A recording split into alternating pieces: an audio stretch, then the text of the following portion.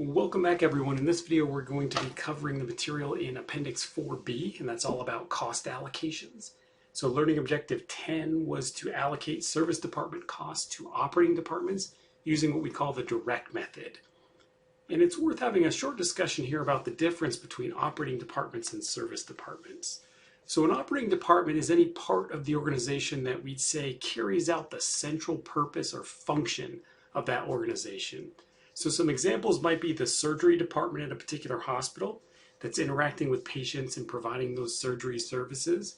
The production departments at a company like Mitsubishi. So the departments that are involved in the manufacture or production of Mitsubishi's electronics and automobiles. Or even the School of Accountancy at Clemson. Right? So everyone in this department who's involved in providing courses for accounting and non-accounting majors. On the other hand, service departments don't directly engage in those operating or core activities. So they provide necessary services or assistance or support, if we want to think of it that way, to the operating departments. So it's certainly a critical function, but they're not directly engaged in those operating activities. So some examples there might be the accounting department at a retail chain like Macy's, human resources department at a retail chain like Walgreens, certainly legal support, information technology, right? All those types of functions. Things like internal audit as well, or even, cafeteria services, janitorial services, maintenance services. Again, all these things that are certainly necessary to running the business overall or in general, but they're just not part of those core operating activities, the organization's primary function or focus. And as it relates to cost allocations, we want to think about how service departments can provide services to operating departments, but also to each other. So when service departments do provide those cross-functional services to each other, we refer to those as reciprocal services. So there are a whole bunch of different ways we can allocate service department costs, and there are some reasons why we want to think about doing that. So the first is to encourage operating departments to make better or more efficient use of those shared resources. If we're not charging operating departments for how they use these support services, there's no incentive for managers of those departments to keep those costs under control. It also helps us measure the profitability of operating departments. So again, if we're charging operating departments for these resources that they are in fact responsible for using, it gives us a better idea of the true profitability of those potential operating departments. We also want to use it to provide operating departments with more complete cost data for decision-making purposes. So again, we want to make sure that managers of operating departments have the best information available with which to make any planning and strategic decisions, and getting a true picture of what it costs them to run their part of the organization probably includes charges for these service departments or these services. And then finally, we want to create an incentive for service departments to operate efficiently themselves. So there are a bunch of different allocation approaches we can use, and in the textbook here and in this class we deal with two in particular, the direct method and the step-down method. I would say that in practice you'd be likely to see a whole bunch of different methods that don't necessarily fit these two buckets to a T. So organizations have a lot of leeway in how they allocate these things, if they allocate them at all, that is. And so you're likely to see some things that maybe don't line up perfectly with these two methods, but these two are pretty common, and so that's why they've become the focus here in Appendix 4B. So in the direct method, we ignore interactions between service departments. So we're going to take all the costs incurred or generated, I should say, by those service departments, whether we're talking about IT and legal and human resources, or cafeteria and custodial and those types of services, and we're going to allocate them to all of our operating departments on a proportional basis. But again, we're going to ignore any interactions between service departments. When we use this method, we're not suggesting that service departments don't provide service to each other. We're just saying for purposes of allocation, to keep things simpler, we're going to sort of pretend as if they don't. And we're only going to allocate those service department costs to operating departments. So let's look at an example here. Let's say we've got these 4 departments, 2 service departments, the cafeteria and custodial, and 2 operating departments, machining and assembly. And we've got the departmental cost before allocation listed first. So $360,000 in cafeteria means that the sort of operating budget for the cafeteria on an annual basis is about $360,000. That's the total cost assigned with their function or their service. Custodial is $90,000, machining $400,000, and assembly $700,000. We see next the number of employees in each of those departments: 15 in cafeteria, 10 in custodial, 20 in machining, and 30 in assembly. And we also see the square footage occupied within the production facility. So 5,000 square feet to the cafeteria, 2,000 to the custodial department there, and then the bulk to those operating departments. 25,000 square feet taken up by the machining function and 50,000 by assembly. Now, why this matters is we need to come up with an allocation base by which to allocate those service department costs. And we want to pick the allocation base that best describes or best correlates with the use of that resource. So for something like the cafeteria, we'd probably say the number of employees is the best way to allocate that. In other words, the services the cafeteria provides are going to be best described by how many people from each department are using that service. How many people are coming into the cafeteria for lunch each day. On the other hand, for a service like custodial, the better allocation base is likely to be something like square footage occupied. Custodial means essentially cleaning and maybe light maintenance. And so that resource or its use probably correlates with the amount of space that a department takes up, right? The amount of space we have to clean, the number of things we have to do that light maintenance on, and so forth. So again, in our direct method, we want to make sure we're allocating all the service department costs to our operating departments and not allocating any costs between service departments. So to start, we're going to take all the costs associated with our first service department, that's the cafeteria here, all $360,000, and we're going to allocate it proportionally based on the number of employees in each of those 2 operating departments only. So our first calculation here is the amount of cafeteria cost allocated to the machining department. So it's the $360,000 total cost in that cafeteria department times the number of employees in the machining department, 20, divided by the total number of employees across both of our operating departments. So that was 20 in the machining department and 30 in the assembly department. Okay? So we're saying 20 out of 50, in other words, or 40% of that service is used up by the machining department. Okay? So 360,000 times 20 over 50 gives us that total cost of 144,000. Same idea for assembly. Now we could just take the difference between the full cost, 360,000, and what we already allocated to machining.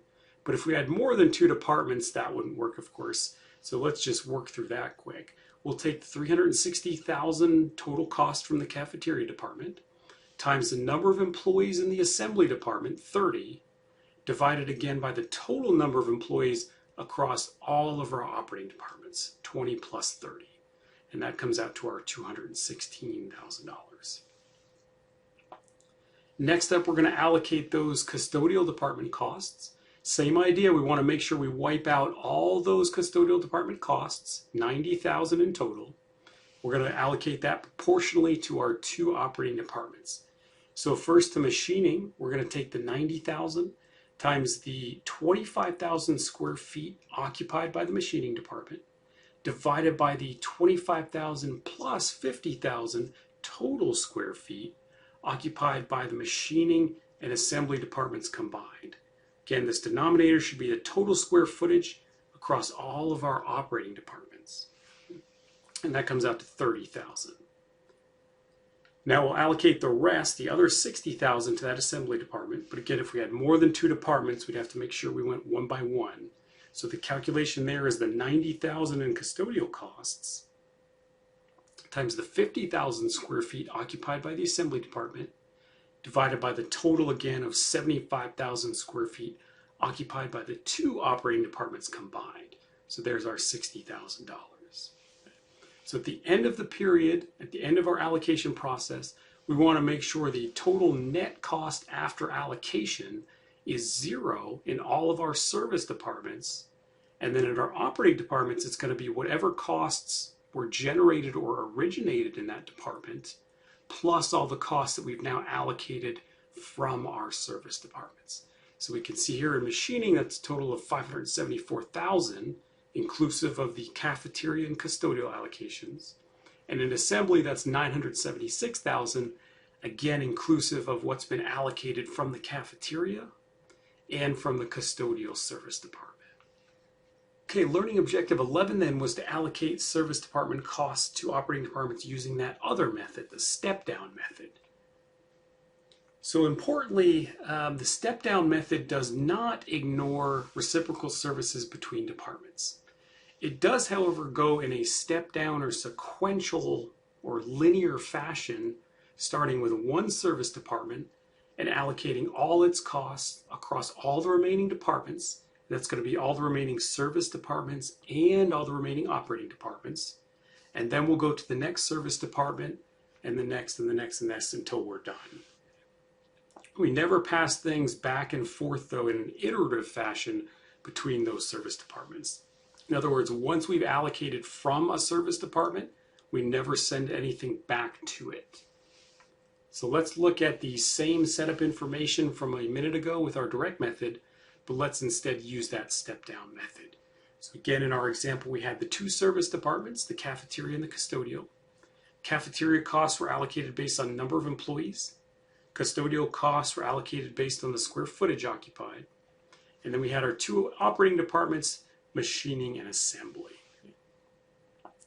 So now we want to make sure we take note of the number of employees in all the departments, not just the operating departments, as well as the square footage occupied by all those departments, not just the operating departments.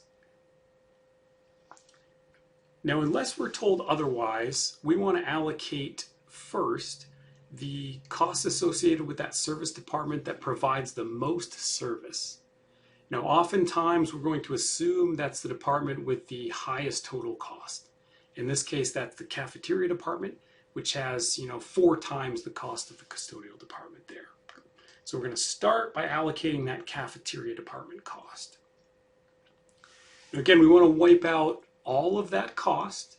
So we want to make sure that at the end of the allocation process, the total cost after allocation in our service departments is still 0.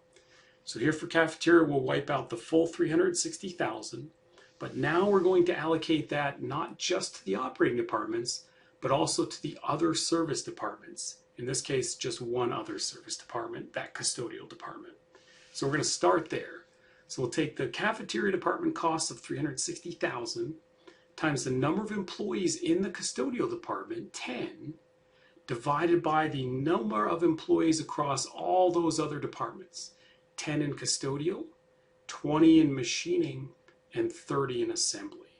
Okay, so 10 over 60, or 1/6 of the total cafeteria costs, get allocated to the custodial department. So 360,000 times that 10 over 60, or 1/6, gives me a total allocated cost of 60,000.